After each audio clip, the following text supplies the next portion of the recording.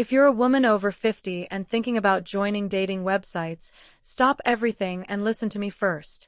At 56, after raising 2 children and building a 25-year career in management positions, I was sure no one would deceive me. In less than 3 months, I almost lost all my savings, my dignity, and the faith I still had in love, to a perfect doctor who never existed. My name is Linda Martinez, and what I'm about to reveal are the 5 warning signs that no mature woman can ignore when dating online. Ignoring just one of these signs could cost you your home, your retirement, and your peace. Recognizing them in time could save your life. What I'm about to share with you could save you from losing everything you've worked for, your savings, your dignity, and your faith in love. Because the man who nearly destroyed my life taught me 5 critical warning signs that every woman over 50 absolutely must recognize when dating online. These aren't just red flags, they're emergency sirens that could prevent you from becoming another statistic in the fastest-growing crime against mature women in America. 6 months after my divorce was finalized, my daughter Emma convinced me to try online dating. "Mom, you're only 56. You deserve companionship, maybe even love again," she said while helping me create my profile on Silver Singles. I was hesitant. After 30 years of marriage, the thought of dating felt foreign and frankly terrifying. But Emma was right. I wasn't ready to spend the rest of my life alone in my empty house in Scottsdale, Arizona. My profile was honest. Recently divorced executive, financially stable, looking for companionship and possibly more with someone who shared my values of integrity and kindness. I posted recent photos that showed me as I really was, a mature woman who took care of herself but wasn't pretending to be 35. Within hours, my inbox was flooded with messages. Most were clearly copy and paste responses from men who hadn't bothered reading my profile. But one stood out immediately. "Linda, your profile shows someone who values authenticity over fantasy." As a fellow professional who's experienced both success and loss, I find that incredibly appealing. "Would you like to have a real conversation?" The message was from Dr. Jonathan Hayes, whose profile indicated he was a 58-year-old cardiologist recently widowed after losing his wife to ovarian cancer. His photos showed a distinguished gentleman with graying temples, wearing what appeared to be expensive suits and medical attire. Our first conversation lasted 3 hours. Unlike the other men who immediately asked for my phone number or suggested meeting, Jonathan was genuinely interested in getting to know me as a person. He asked about my career, my children, my interests beyond dating. "I spent 2 years caring for my wife during her illness," he told me during one of our early calls. "It taught me that real connection isn't about chemistry or excitement, it's about finding someone whose character matches your own." His voice was warm, educated, with the kind of confidence that comes from professional success and life experience. He spoke knowledgeably about medical procedures, mentioned colleagues at prestigious hospitals, and demonstrated the emotional depth of someone who'd experienced genuine loss. Red flag number 1. Too perfect, too fast. Looking back, the first warning sign should have been obvious. Jonathan was everything I could have hoped for in a partner: successful, emotionally available, financially secure, and genuinely interested in me. In my excitement at finding someone so ideal, I ignored the statistical improbability of such perfection. "Linda, I have to confess something," he said during our second week of daily conversations. "I'm falling for you faster than I thought possible. After losing Margaret, I didn't think I could feel this way again." The declaration of love came exactly 12 days after our first contact. While I was flattered and emotionally moved by his confession, a part of me wondered how someone could develop such deep feelings for someone they'd never met in person. But I pushed aside my concerns. After years of a marriage that had grown cold and distant, Jonathan's passionate attention felt like a miracle. He was saying everything I'd dreamed of hearing from a partner: that I was intelligent, beautiful, deserving of love and devotion. Red flag 2. Reluctance to meet in person. 3 weeks into our relationship, I suggested we meet for coffee in Phoenix. Jonathan lived in San Diego, according to his profile, which was only a 6-hour drive from Scottsdale. "Linda, nothing would make me happier than to see your beautiful face in person," he said. Unfortunately, I'm dealing with a complicated medical situation that requires my immediate attention here. He explained that one of his patients, a prominent businessman, had suffered a massive heart attack and required an experimental procedure that only Jonathan was qualified to perform. The surgery was scheduled for the following week, followed by an intensive recovery period that would require Jonathan's constant monitoring. The moment this case is resolved, I'm driving straight to Phoenix, he promised. I've already made reservations at the Arizona Biltmore for the weekend. I want our first meeting to be perfect. His explanation sounded completely reasonable. As a successful professional myself, I understood the demands of career responsibilities. But when I suggested flying to San Diego instead, he had another excuse ready. The hospital has me working around the clock right now. I wouldn't be able to give you the attention you deserve. Let me finish saving this man's life, and then I can focus completely on us.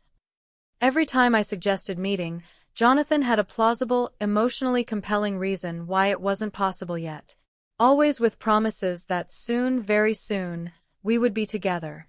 Red flag 3. Financial emergency stories. 1 month into our relationship, Jonathan called me with what sounded like genuine distress in his voice. Linda, I'm calling because I need someone to talk to, and you're the only person in my life who understands the weight of professional responsibility. His patient, the businessman whose life he'd saved, was experiencing complications. The man's insurance company was refusing to cover a specialized piece of equipment needed for his recovery, a portable heart monitor that cost $8,000. The worst part is that this man's family has already spent their savings on his care, Jonathan continued, his voice heavy with frustration. His daughter is a single mother of 3, and his son lost his job last month. They're good people facing an impossible situation because of insurance bureaucracy. I could hear the genuine anguish in Jonathan's voice as he described potentially losing a patient due to financial constraints rather than medical limitations. Jonathan, that's heartbreaking, I responded, genuinely moved by his dedication to his patient. Isn't there anything the hospital can do? Some kind of emergency fund or charity program? I've tried everything, he replied, his voice thick with exhaustion. The hospital administration is sympathetic, but they have strict policies about covering non-standard equipment costs. And the patient's insurance company is being deliberately difficult because they know most people can't afford to fight their decisions. As someone who'd spent decades in corporate America, I understood the frustration of dealing with bureaucratic systems that put profits over people. Jonathan's situation highlighted everything wrong with healthcare in America. Good doctors constrained by insurance companies and hospital administrators more concerned with bottom lines than patient care. Is there a way to expedite the equipment purchase if someone could cover the cost temporarily? I asked, already sensing where this conversation was heading but hoping I was wrong. Actually, yes, Jonathan said, his voice brightening slightly. The medical equipment supplier, Cardiotech Solutions, offers emergency procurement services. They can have the equipment delivered within 48 hours if payment is guaranteed through a wire transfer to their business account. Everything about his explanation sounded legitimate. Large medical equipment companies certainly had emergency protocols for life-threatening situations. Wire transfers were standard for business-to-business transactions involving expensive equipment. Linda, I would never ask this of you under normal circumstances, Jonathan continued, but I'm already overextended financially from my wife's medical bills and settling her estate. If I could just borrow the funds temporarily, I'd pay you back with interest as soon as my next consulting fee comes in next month. Red flag number 4. Urgency and emotional manipulation. The timeline Jonathan presented was crucial to the manipulation. The patient needed the equipment within 48 hours or faced serious health risks. The insurance appeal process would take weeks. The hospital couldn't act quickly enough. Only immediate action by someone who cared about saving lives could prevent a tragedy. I understand if you can't help, Jonathan said, his voice resigned. I just needed to tell someone who would understand the weight of potentially losing a patient to something as meaningless as money. The emotional manipulation was subtle but powerful. Jonathan wasn't directly asking me for money, He was sharing his professional anguish with someone he trusted. He was giving me the opportunity to be a hero in a life-or-death situation, while simultaneously expressing understanding if I couldn't help. "Jonathan, how exactly would this work?" I asked, my decision already made despite nagging concerns in the back of my mind. "Cardiotech Solutions has a specialized emergency procurement department," he explained. "I'd need to provide them with your contact information so they can send you the wire transfer details directly. That way, the transaction goes through proper medical channels with full documentation." Within hours, I received a professional-looking email from Cardiotech Solutions, complete with company letterhead, federal tax identification numbers, and detailed wire transfer instructions. The email included a formal invoice for emergency cardiac monitoring equipment, order #CT 2024-5847, and specified that funds should be wired to their business account at First National Bank of California. Red flag 5. Reluctance to use normal communication channels. As our relationship progressed, I noticed that Jonathan was increasingly particular about how we communicated. He preferred phone calls over video chats, claiming that his hospital had strict policies about personal video calls on their secure network. "Medical privacy regulations are incredibly strict," he explained when I suggested FaceTime. "The hospital monitors all internet traffic, and I could face disciplinary action for using video chat applications on their system." When I suggested he call from home, he explained that he was essentially living at the hospital during his patient's critical recovery period, sleeping in the doctor's lounge and working 18-hour days. Our communication was limited to phone calls at specific times when Jonathan claimed to be on breaks from patient care. These calls came from different numbers, which he explained were various hospital phone systems or his rotation between different departments. "I miss seeing your face," he told me during one evening call. "The moment this crisis is over, I'm taking a vacation, and we're going to spend every minute together making up for lost time." The promise was always just around the corner. Next week, next month, as soon as the current medical emergency was resolved.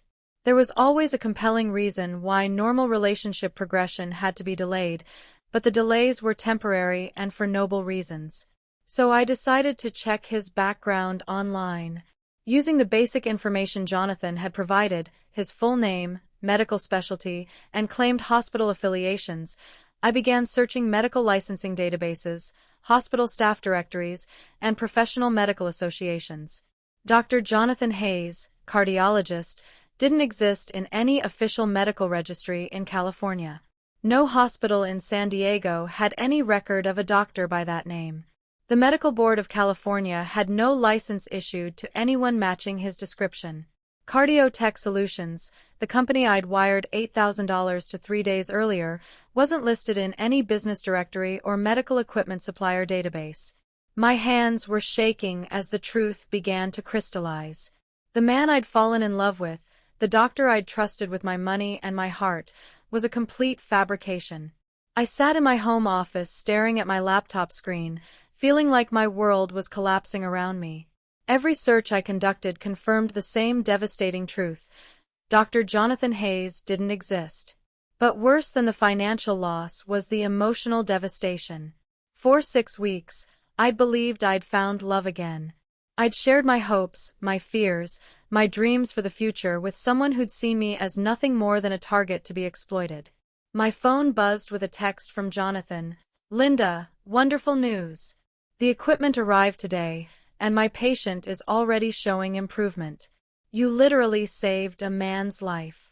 I'll never forget what you did." The casual cruelty of the message made me physically ill. Even after stealing my money, he was continuing the charade, probably planning to extract even more with new fabricated emergencies. I needed to know who I was really dealing with. Using reverse image searches on Jonathan's profile photos, I discovered the devastating scope of his deception. The photos were stolen from Dr. Michael Rodriguez, a real cardiologist in Miami who had no idea his professional headshots were being used to run romance scams. But the worst discovery was yet to come. Digging deeper into online databases and romance scam reporting websites, I found multiple complaints about someone using Jonathan's exact same story, targeting women across the country. The names changed: Dr. David Wilson, Dr. Stephen Parker, Dr. Michael Thompson, but the pattern was identical. Emergency medical situations requiring immediate wire transfers. Patients who would die without expensive equipment. Insurance companies refusing to cover life-saving treatments. Always targeting successful women over 45 who had the financial means to help and the life experience to believe they could recognize legitimate need. The police report from Sacramento was particularly chilling. Margaret Chen, a 52-year-old accountant, had lost $15,000 to Dr. David Wilson using an identical medical equipment scam. When she demanded to meet him in person after discovering inconsistencies in his story, he'd threatened her family and disappeared. But Margaret had done something I was planning to do. She'd fought back. Working with other victims she'd connected with online, Margaret had built a comprehensive case against the man behind multiple doctor personas. They'd traced wire transfers, documented communication patterns, and even identified his real name, Carlos Miguel Santos, a 32-year-old from Phoenix with previous arrests for wire fraud and identity theft. Carlos wasn't just running one scam. He was operating dozens simultaneously, targeting lonely women with fabricated stories designed to exploit their specific vulnerabilities. Widows received stories about dying patients who reminded him of his late wife. Divorced women heard about families torn apart by medical bankruptcies. Successful professionals were approached with medical emergencies that only they could afford to solve. Reading about his other victims, I realized how carefully I'd been selected and researched. Carlos had studied my LinkedIn profile, my social media posts, my professional background. He'd crafted the perfect persona to appeal specifically to my values of helping others and my financial capability to actually provide substantial assistance. The most disturbing aspect was the psychological sophistication of his manipulation. Carlos understood that women my age weren't necessarily lonely for romance. We were lonely for purpose, for feeling needed and valued. His medical emergency scenarios allowed us to be heroes while simultaneously proving our worth to someone we'd fallen in love with. The first confrontation that evening, when Jonathan called for our usual conversation, I was ready. "How is your patient doing?" I asked, keeping my voice carefully neutral. "Much better, thanks to you," he replied warmly. "The new equipment is working perfectly. His family sends their gratitude, though I told them you preferred to remain anonymous." "Jonathan, I've been thinking about our relationship," I said, my heart pounding. "I care about you deeply, but I need to ask some direct questions." The pause on the other end was barely perceptible, but I caught it. "Of course, Linda. Ask me anything." "I've been researching cardio tech solutions, and I can't find them listed in any medical equipment supplier directories. Could you help me understand why?" Another pause, longer this time. "Cardiotech is a specialized supplier that primarily works with large hospital systems," he replied smoothly. "They're not a retail company, so they don't typically appear in general business directories. Most of their business comes through institutional contracts." His explanation sounded plausible, but I was ready for it. "I also tried to verify your medical license through the California Medical Board, and I couldn't find any record of Dr. Jonathan Hayes. Can you help me understand that discrepancy?" The silence stretched for nearly 15 seconds. "Linda, I'm hurt that you felt the need to investigate me," he finally said, his tone shifting to wounded disappointment. "I understand you might have concerns after your divorce, but checking up on someone you claim to love feels like a violation of trust." The manipulation escalates. Instead of answering my questions, Jonathan was turning my legitimate concerns into character flaws. This was classic manipulation, making the victim feel guilty for questioning obvious inconsistencies. "Jonathan, I'm not trying to hurt you. I'm trying to protect myself. After what I've been through with my divorce, I need to be careful." "I understand you've been hurt," he replied, his voice taking on a patronizing tone that I hadn't heard before. "But love requires trust, Linda. If you can't trust me after everything we've shared, maybe we need to reconsider this relationship." He was threatening to leave me unless I stopped asking questions. The man who'd claimed to love me was essentially demanding that I choose between my safety and his continued attention. That's when I realized something crucial. I didn't want his attention anymore. I wanted answers, justice, and revenge. "Jonathan, you're absolutely right," I said, my voice steady despite my racing heart. "Love does require trust. That's why I'm going to trust my instincts and ask you one more time. What is your real name?" The silence that followed told me everything I needed to know. When he finally spoke, his voice had lost all pretense of warmth. "Linda, I think you need professional help. You're clearly dealing with trust issues from your divorce, and you're projecting those fears onto our relationship. Maybe you should talk to a therapist before you're ready for a real partnership." The classic scammer deflection, when caught in lies, attacked the victim's mental health and credibility. But Carlos had made a critical error. He assumed I was the same vulnerable, isolated woman who'd fallen for his initial approach 6 weeks earlier. He was wrong. "Carlos Miguel Santos," I said quietly, and heard his sharp intake of breath. For the first time in our entire relationship, Jonathan was completely silent. 32 years old, Phoenix resident, arrested twice for wire fraud and identity theft. Currently running at least 6 different romance scams using stolen photos of real doctors. "I don't know what you think you've discovered," he started, but I cut him off. "I know exactly what I've discovered, Carlos. I've been in contact with Margaret Chen from Sacramento, Patricia Williams from Denver, and Susan Martinez from Portland. We've compared notes about Dr. David Wilson, Dr. Stephen Parker, and Dr. Michael Thompson. Same scam, same story, same man." The line went dead. Within minutes, my phone started buzzing with calls from unknown numbers. When I answered the first one, Carlos's voice was no longer the warm, sophisticated doctor I'd fallen in love with. "You have no idea what you're messing with, bitch," he snarled. "You think you're smart? You just made the biggest mistake of your life."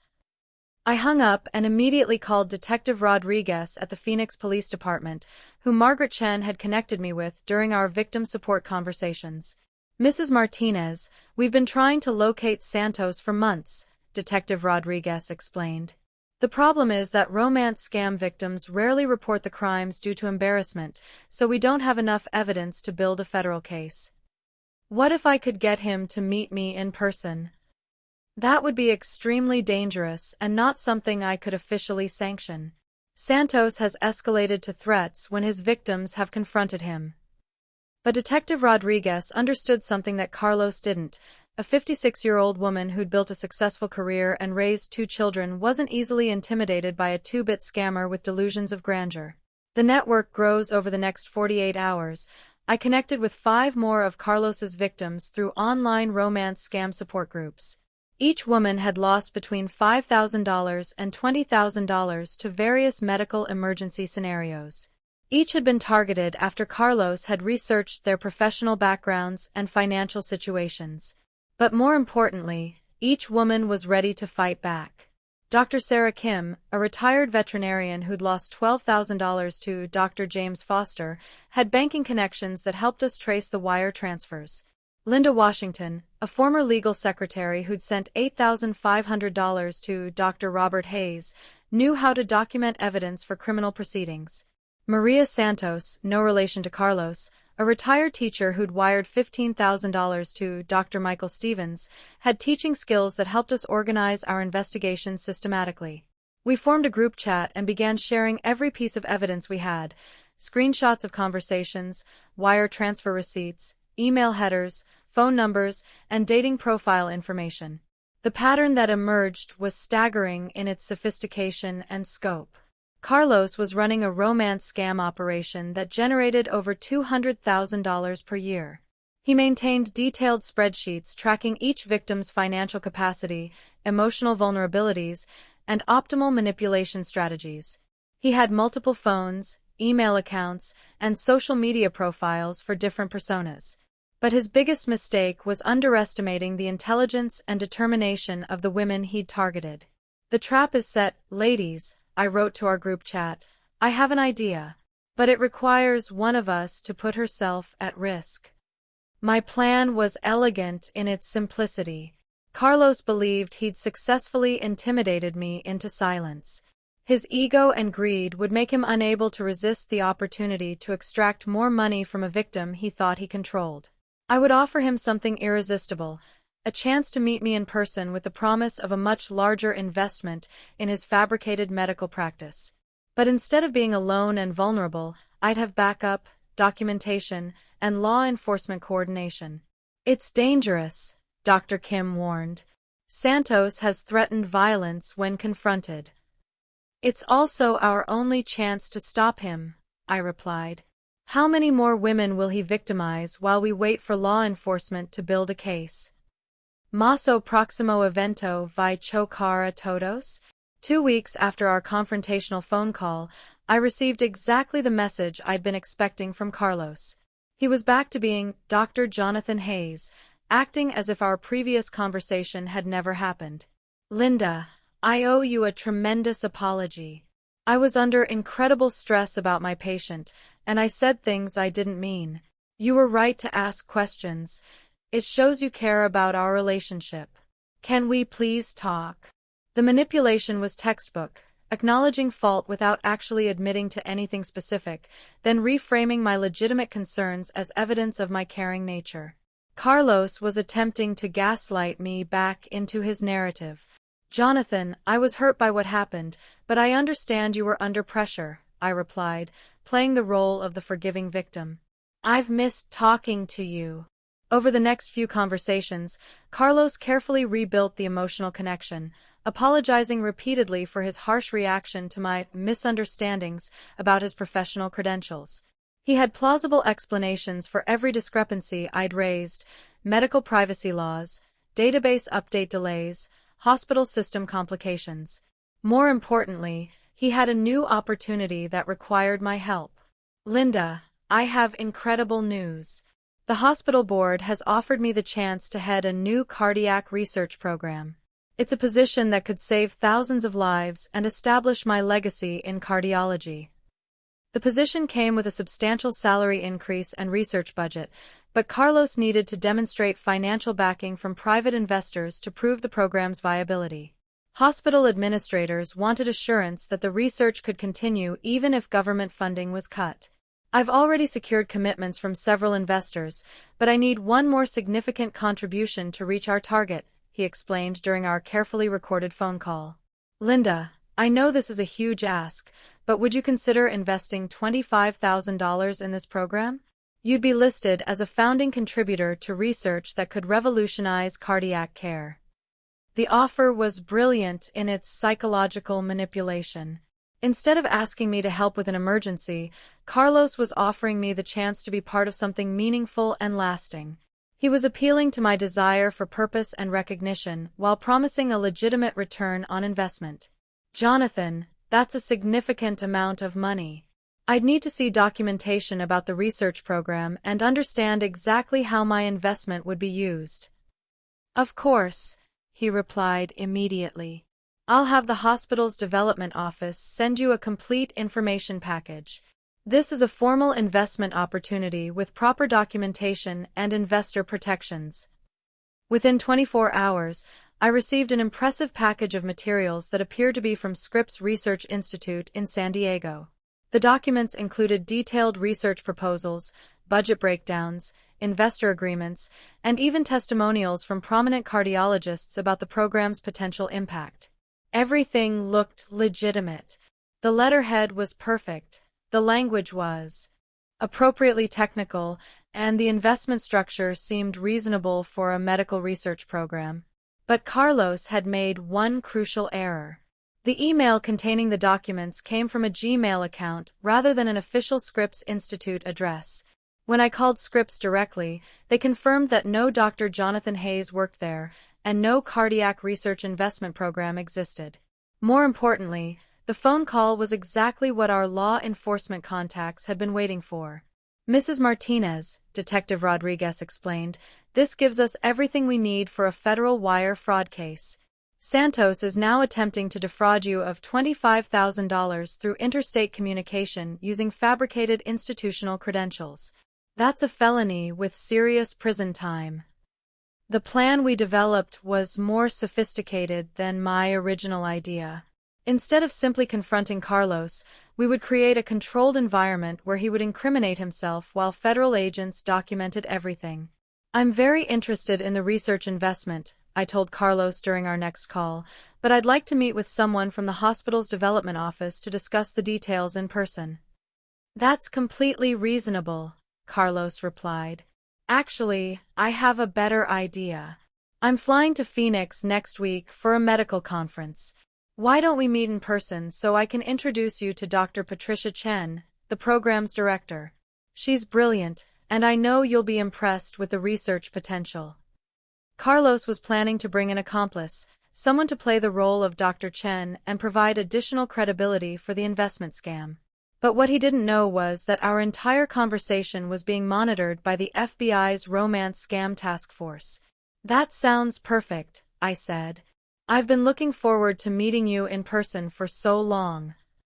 Linda, I have to confess something, Carlos said, his voice dropping to the intimate tone that had originally seduced me. I'm nervous about meeting you. I've fallen so deeply in love with your mind, your heart, your generous spirit. I'm afraid that seeing you in person will make me realize this is all too good to be true. The irony was staggering. Carlos was expressing fear about discovering that our relationship wasn't real, while simultaneously planning to defraud me of $25,000 using completely fabricated credentials. Jonathan, I feel exactly the same way, I replied. But I believe that what we have is strong enough to survive reality. Neither of us was wrong about that. The morning Carlos arrived in Phoenix, I was more nervous than I'd been in years. Not because I was afraid of him, but because I was about to come face to face with a man who'd systematically manipulated my emotions and stolen my money while claiming to love me. Agent Martinez from the FBI Romance Scam Task Force had briefed me extensively on what to expect. Santos is likely to be charming and confident initially, she'd explained. His success depends on making victims feel comfortable and validated. But when he realizes he's been caught, his behavior can become unpredictable and potentially aggressive. I was wearing a wire, and federal agents were positioned throughout the Arizona Biltmore resort where Carlos had suggested we meet. Our conversation would be recorded, and backup was seconds away if the situation became dangerous. But I wasn't prepared for the emotional impact of seeing him. Carlos was exactly as handsome as his stolen photos had suggested, tall, well-dressed, with an expensive watch and confident smile. He looked like a successful doctor, and for a moment, I almost questioned whether I'd made a terrible mistake. Linda, he said warmly, approaching with arms open for an embrace, you're even more beautiful in person than I imagined. The hug felt surreal. For 6 weeks, I'd fantasized about this moment, meeting the man I'd fallen in love with, finally being held by someone who claimed to adore me. Instead, I was embracing a criminal who'd seen me as nothing more than a source of income. Jonathan, it's so wonderful to finally meet you, I replied, playing my role perfectly. I have to admit, I'm nervous about Dr. Chen arriving, he said as we sat down in the resort's elegant lounge. She's incredibly impressive, but also intimidating. I want her to see why I believe you'd be perfect for our investor group. Carlos had doubled down on the fiction. Even in person, even knowing that I'd questioned his credentials, he was maintaining the elaborate lie about the cardiac research investment program. Tell me more about Dr. Chen, I said, genuinely curious about how deep this deception went. Patricia Chen is one of the most respected cardiac researchers in the country, Carlos explained with convincing enthusiasm. She's published over 40 papers in major medical journals and has been featured in cardiology conferences worldwide. When she speaks about heart disease prevention, people listen. His knowledge was impressive and specific. Carlos had clearly researched real cardiac research to make his fiction believable. But he'd made one crucial error in his preparation. Dr. Patricia Chen sounds amazing, I said. I actually looked her up online after you mentioned her, and I found her research fascinating, especially her recent work on genetic markers for inherited cardiac conditions. Carlos's smile faltered for just a fraction of a second, but I caught it. Dr. Patricia Chan was real, but her research focused on pediatric cardiac surgery, not genetic markers.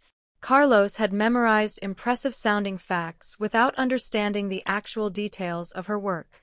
Yes, Patricia's genetic research is groundbreaking, he replied, but his confidence had diminished slightly. That's when Agent Martinez, posing as hotel security, approached our table. "Excuse me, sir, but we're going to need to see some identification," she said to Carlos. "We've had reports of someone using false credentials in the hotel today." Carlos's demeanor shifted instantly. The warm, confident doctor disappeared, replaced by someone calculating escape routes and assessing threats. "I'm Dr. Jonathan Hayes," he said, reaching for his wallet. "I'm here meeting with a potential research investor. Is there a problem?" "Sir, we're going to need you to come with us for verification purposes," Agent Martinez replied, showing her badge. That's when the mask came off completely. "Linda, what the hell is going on?" Carlos demanded, his voice losing all pretense of the educated, caring physician. "Did you set me up?" "Carlos Miguel Santos," I said quietly, "you set yourself up." The change in his expression was instantaneous and chilling. The handsome, charming doctor was gone, replaced by a cornered criminal whose carefully constructed world was collapsing. "You stupid bitch," he snarled, no longer caring about maintaining his cover. "You have no idea what you've done. I know where you live. I know everything about you." Additional federal agents materialized from around the lobby as Carlos realized the scope of the operation designed to catch him. "Mr. Santos," Agent Martinez said formally, "you're under arrest for federal wire fraud, mail fraud, and identity theft across state lines." As they handcuffed him, Carlos looked directly at me with pure hatred. "This isn't over," he said. "You think you're smart, but you're just a lonely old woman who got lucky. There are others, and they know about you now." Agent Martinez read him his Miranda rights while hotel guests recorded the arrest on their phones. Within hours, video of Carlos being led away in handcuffs would be viewed thousands of times on social media. But his threat about others proved to be more than just posturing. Over the following days, I received messages from unknown accounts warning me about the consequences of interfering with business operations. My home address, my children's information, and my workplace details were posted on forums used by romance scammers to share information about problematic targets. "Mrs. Martinez," Detective Rodriguez explained during our debriefing, "Santos wasn't working alone. Romance scam operations like his are often part of larger networks that share information, techniques, and target lists. By exposing him, you've disrupted an entire ecosystem of fraud." The realization was both terrifying and empowering. I'd stumbled into something much larger than one man stealing from lonely women. I'd exposed a criminal network that had systematically targeted thousands of women across the country. "What happens now?" I asked. "Now we use everything Santos knows to dismantle the entire operation," Agent Martinez replied with satisfaction. "And we use your experience to train other potential victims to recognize these tactics." The months following Carlos's arrest were transformative in ways I never expected. What started as my personal quest for justice evolved into something much larger and more meaningful than I'd ever imagined possible at 56. The FBI's investigation into Carlos's network led to the discovery of a sophisticated romance scam operation spanning 12 states and involving over 300 victims. The financial losses exceeded $2.3 million, but the emotional damage was incalculable. Women had lost not just their savings, but their faith in love, trust, and their own judgment. Mrs. Martinez, Agent Thompson from the FBI's Cybercrime Division explained during one of our follow-up meetings, "Your willingness to cooperate and document everything has been instrumental in building cases against the entire network. We've arrested 14 individuals and frozen assets that will allow us to recover funds for victims." But the most rewarding aspect wasn't the arrests or recovered money. It was the transformation I witnessed in the women who contacted me for help and support. My phone number had been shared among romance scam victim support groups, and I began receiving calls from women across the country who'd experienced similar deceptions. Each conversation followed a familiar pattern: initial shame and embarrassment, followed by relief at finding someone who understood their experience, then growing anger as they realized the scope of the manipulation they'd endured. "Linda, I felt so stupid for falling for his lies," said Margaret from Portland during one of our conversations. "But talking to you made me realize that these men are professionals who study psychology and specifically target intelligent, successful women." Through these conversations, I began to understand the sophisticated nature of modern romance scams. These weren't random criminals sending generic messages to thousands of women. They were organized operations that researched targets extensively, crafting personalized deceptions designed to exploit specific emotional and financial vulnerabilities. The average romance scam victim is a college-educated woman between 50 and 65 with substantial savings and recent life changes like divorce or widowhood, Dr. Sarah Chen, a criminologist at Arizona State University, explained when she contacted me about participating in her research on romance fraud. "These criminals specifically target our demographic because we have the financial resources they want and the life experiences that make us both cautious and compassionate, a combination they can manipulate effectively." This insight led to my next phase of personal growth, education and advocacy. Working with Dr. Chen and the FBI, I began developing educational programs for women over 50 about online dating safety. We created presentations for senior centers, community groups, and women's organizations, focusing on the 5 red flags I'd identified through my experience with Carlos. The 5 red flags every woman over 50 must know. 1. Too perfect too fast. If someone seems to check every box on your wish list and expresses deep feelings unusually quickly, step back and assess objectively. 2. Reluctance to meet in person. Legitimate suitors want to spend time with you. Endless excuses for avoiding in-person meetings should trigger immediate suspicion. 3. Financial emergency stories. Any request for money, regardless of how compelling the emergency, should end the relationship immediately. No exceptions. 4. Urgency and emotional manipulation. Scammers create artificial deadlines and emotional pressure to prevent victims from thinking clearly or seeking advice. 5. Reluctance to use normal communication channel, avoiding video calls, using multiple phone numbers, or restricting communication to specific times often indicates deception. My presentations began attracting audiences of hundreds of women, many of whom shared their own experiences with online dating deceptions. I realized that romance scams were far more prevalent than anyone understood, largely because victims remained silent due to embarrassment.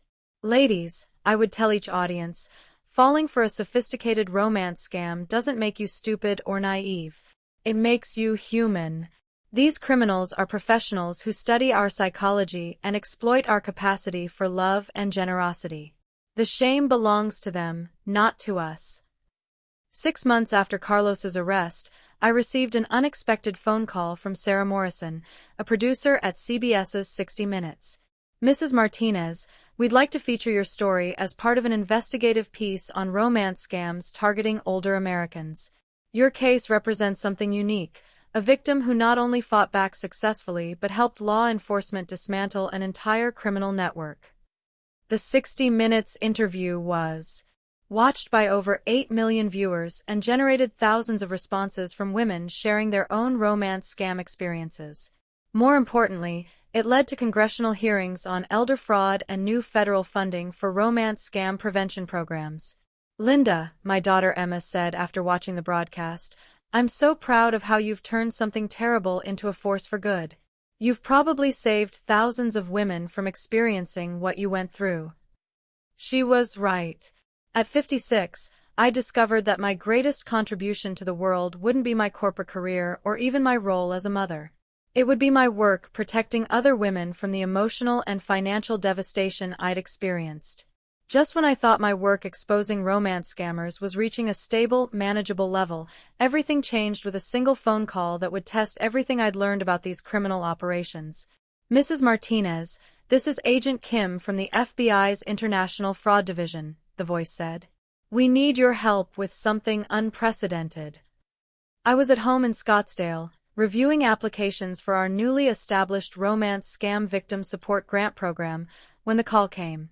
Agent Kim explained that Carlos Santos had been cooperating with federal authorities from prison, providing information about international romance scam networks in exchange for a reduced sentence.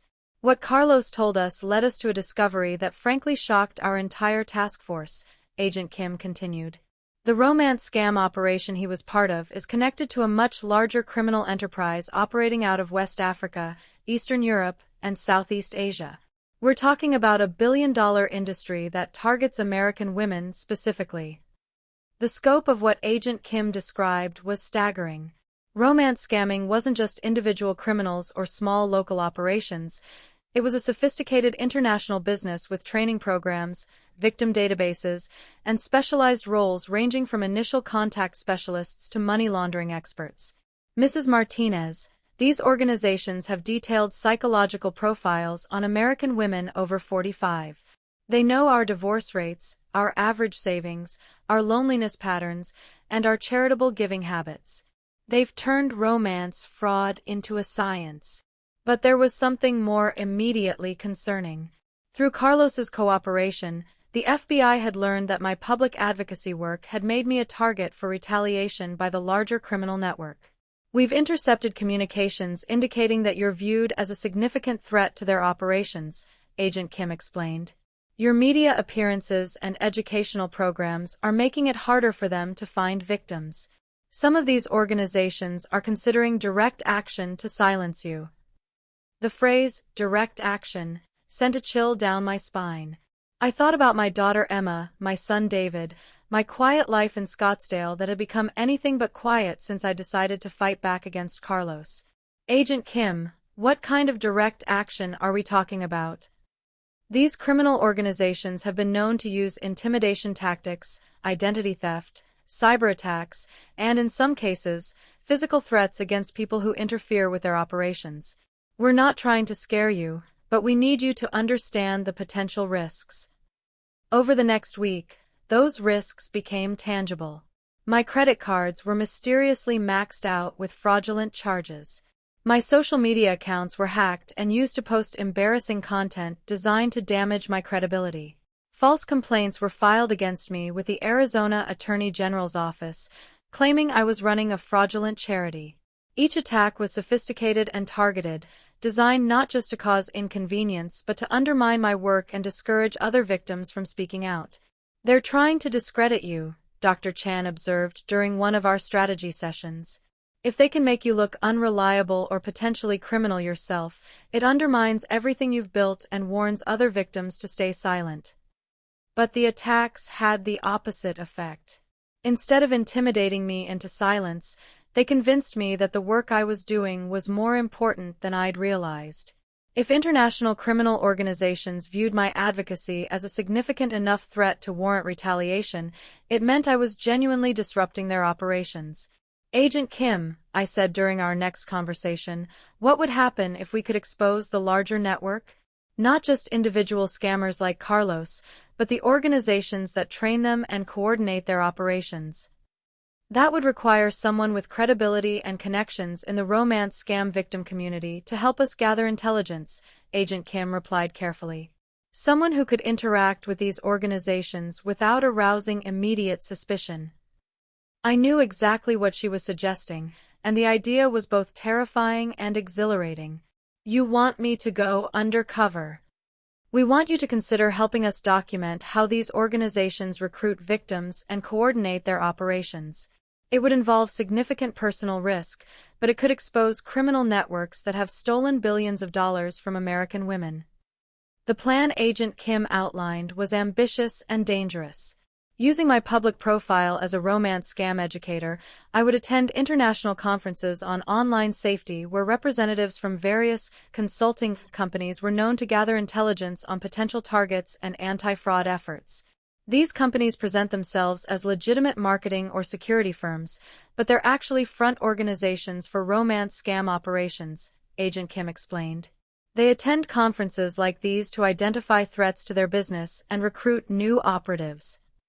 My role would be to gather evidence about their organizational structure, recruitment methods, and coordination techniques while wearing recording devices and maintaining contact with FBI handlers.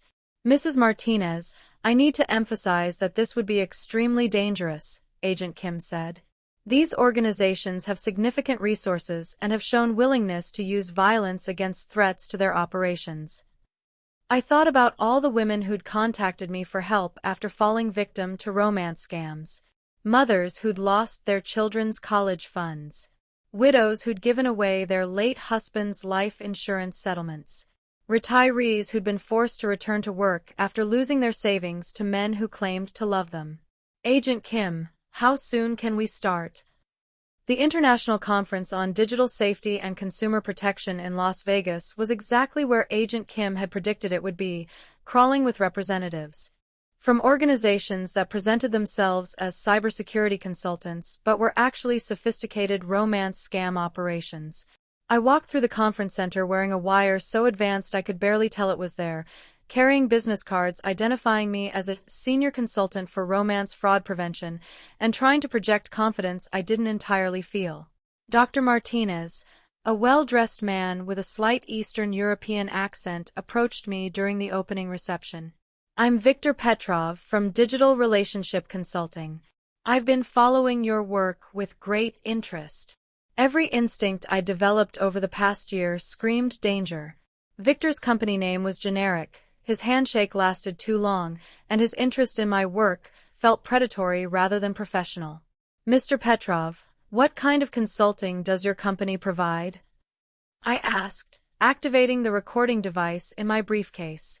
We help clients understand the psychology of online relationships, he replied smoothly. Particularly the vulnerabilities that make certain demographics susceptible to emotional manipulation.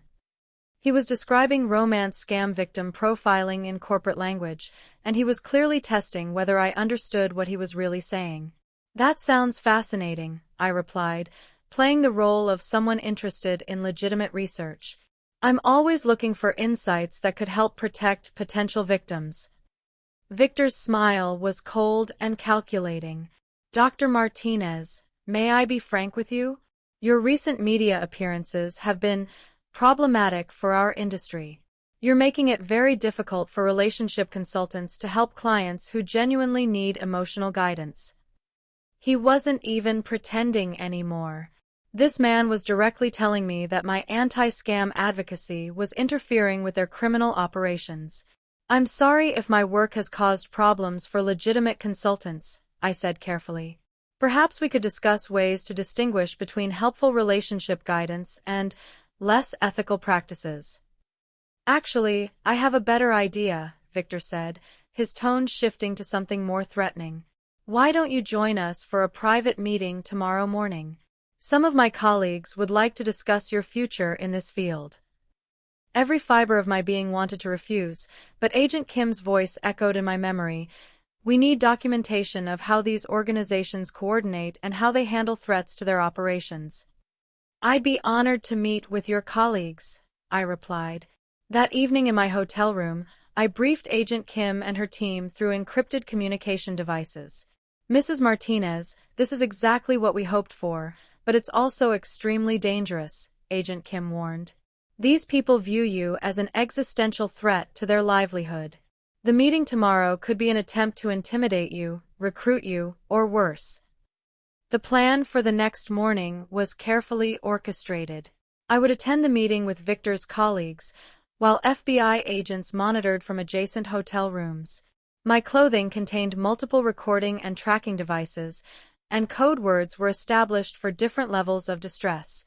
The meeting was set for a penthouse suite at the Bellagio, and when I arrived, I found myself facing 5 individuals who clearly represented a sophisticated criminal organization.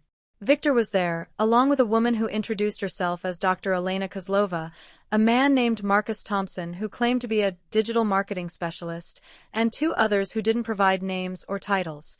Dr. Martinez, Elena began, her accent suggesting Russian origins, we represent a network of relationship consulting firms that operate internationally. Your recent activities have come to our attention.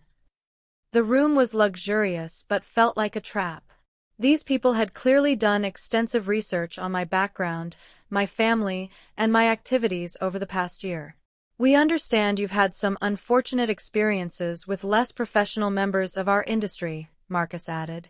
But your current approach is creating unnecessary problems for legitimate businesses.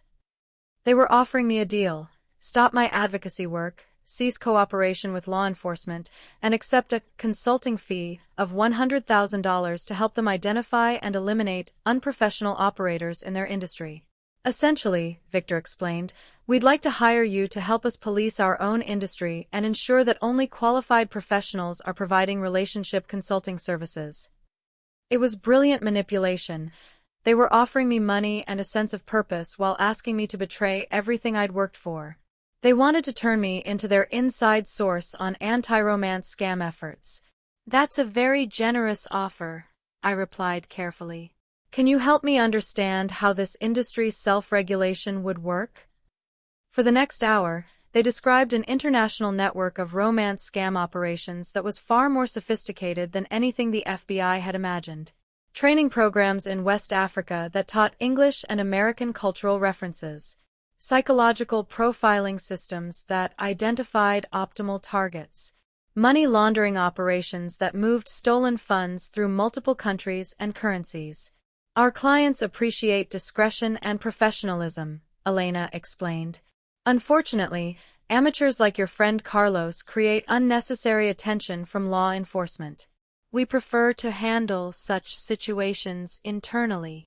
They were describing Carlos's arrest as an inconvenience that disrupted their business operations, not as justice for the women he'd victimized. What exactly happened to Carlos? I asked, and saw them exchange glances. Carlos is no longer a concern, Marcus said with finality. Prison can be dangerous for people who cooperate with authorities. The threat was clear and chilling. These people had reached into federal prison systems and were willing to eliminate threats to their operations through violence. That's when I made the decision that would change everything. I appreciate your offer, I said, standing up slowly, but I think there's been a misunderstanding about who I am and what I do. I looked directly at Victor, then Elena, then each voce esta absolutamente certa, Francisca. P.C.O. disculpas pela confuso. Eu terminei o capítulo 9 corretamente, mas quando você diz, ok e continuo o roteiro, eu misturiei e comecei roteiro diferente. Vou continuar o roteiro original a partir do capítulo 10, concluso com o título que estávamos desenvolvendo. 6 months after Victor's arrest, I stood before a congressional subcommittee on cybercrime, sharing our story with lawmakers who were drafting new legislation to combat romance scams. The woman who'd once been embarrassed about falling for a fake doctor was now testifying before Congress about how victims could fight back.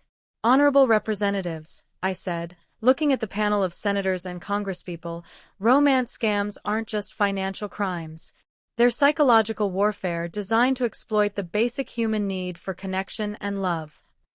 In the months following Victor's capture, our network had expanded beyond anything I'd imagined.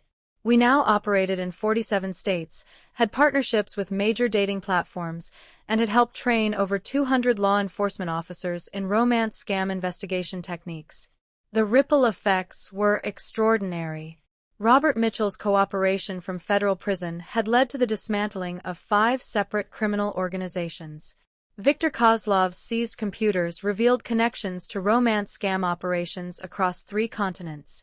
Our small group of 5 women had accidentally exposed an international criminal enterprise worth millions of dollars.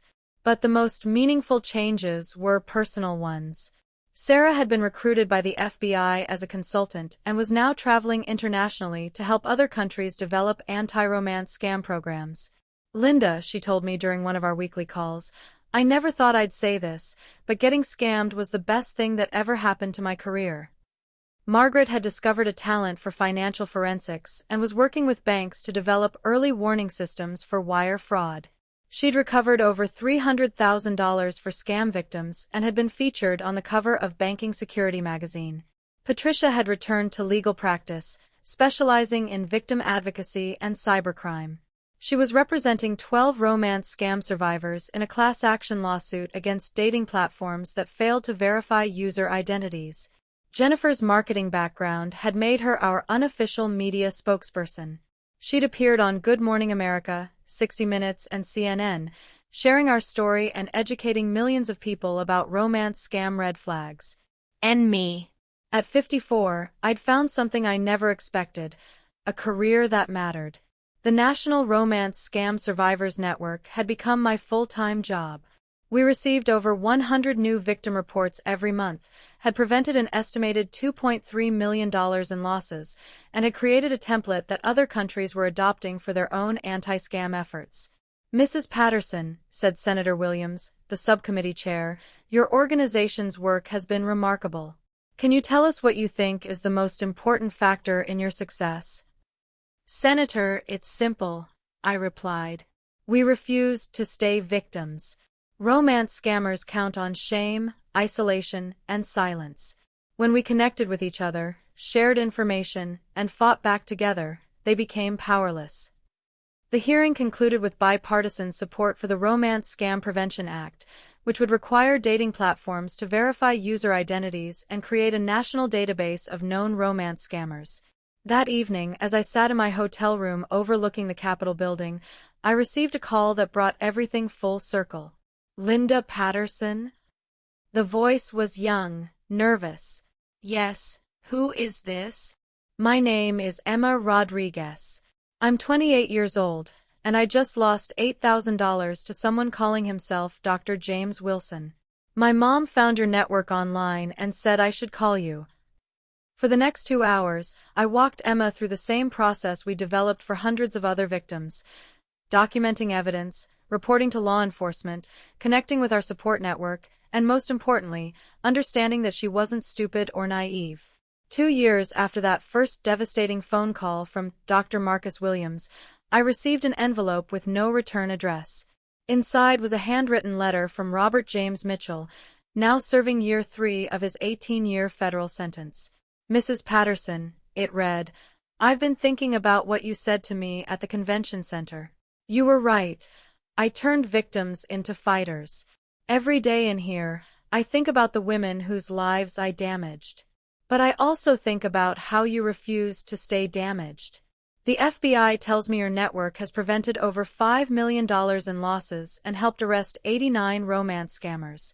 I know it doesn't undo what I did, but knowing that my crimes accidentally created something that protects other women, maybe that's the only good thing that came from my pathetic life. I folded the letter and smiled. Even our enemies had become part of our mission. The war against romance scammers would never end, but we were winning more battles every day. If this story opened your eyes to the reality of romance scams, then we've accomplished something important today. These criminals count on silence, shame, and isolation to keep operating. But when we share these stories, educate ourselves and others, and refuse to let predators hide in the shadows, that's when we win. Have you ever been through something similar? Do you know someone who has been a victim of online scams? Share your experience in the comments. Your story could save someone else. And if this story of revenge and justice moved you, subscribe to the channel for more stories of women who refuse to be victims. Real life is like that, full of injustices, but also moments where the truth prevails. Because you've watched this far, I know you want more stories like this. So you need to do 3 things. First, leave a like. The YouTube algorithm will show you more content like this, and it also helps other people find these stories. Second, subscribe and activate the bell. You'll get a new story every week directly in your feed, without having to search.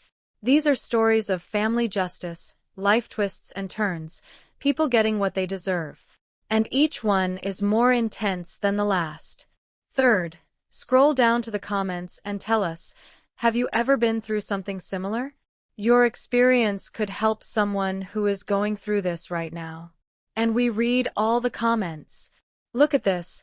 87% of people who watch YouTube videos forget to subscribe and then can't find the channel anymore. Then they miss out on the next stories, the plot twists, the satisfying endings. You don't want to be one of those, right? Click subscribe now and activate the bell.